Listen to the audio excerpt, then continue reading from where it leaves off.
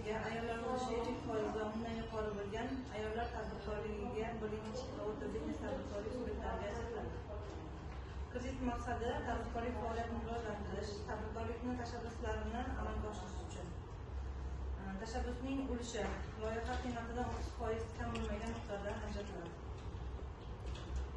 Qarz oluvchilarga talablari: mijozning asosiy hisob raqami Xalq bankida bo'lishlari kerak, ijodiy kredit tarixiga ega bo'lishlari kerak, joriy muddatda o'tgan kredit va foiz qarzdorlari mavjud bo'lmasligi kerak, qarz oluvchi ta'sischilar va rahbarlar oxirgi 6 oyda o'zlamagan bo'lishlari kerak, majburiy ijro byurolarida qarzdorligi bo'lmasligi talab etiladi.